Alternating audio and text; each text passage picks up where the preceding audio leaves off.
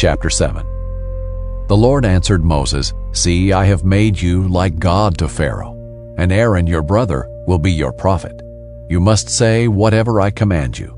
Then Aaron your brother must declare it to Pharaoh, so that he will let the Israelites go from his land.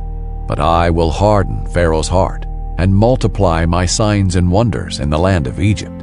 Pharaoh will not listen to you, but I will put my hand into Egypt and bring the military divisions of my people, the Israelites, out of the land of Egypt by great acts of judgment.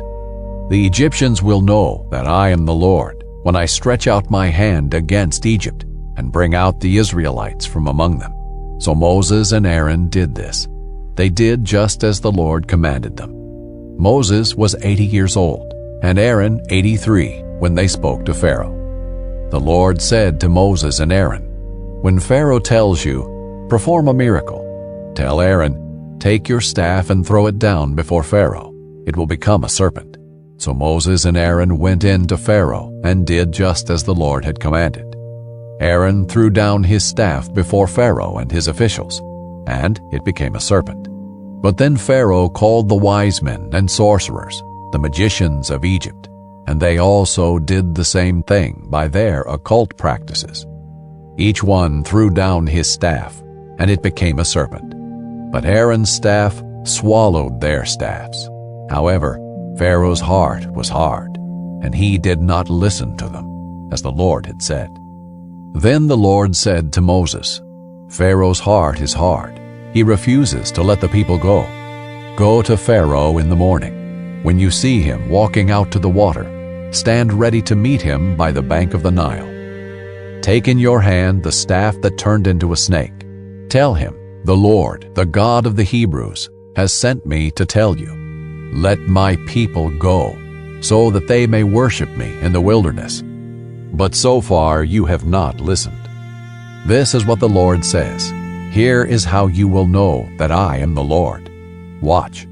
I am about to strike the water in the Nile with the staff in my hand, and it will turn to blood. The fish in the Nile will die, the river will stink, and the Egyptians will be unable to drink water from it." So the Lord said to Moses, "Tell Aaron, take your staff and stretch out your hand over the waters of Egypt, over their rivers, canals, ponds, and all their water reservoirs, and they will become blood. There will be blood throughout the land of Egypt, even in wooden and stone containers." Moses and Aaron did just as the Lord had commanded.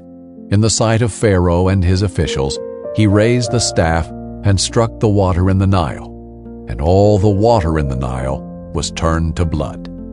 The fish in the Nile died, and the river smelled so bad the Egyptians could not drink water from it.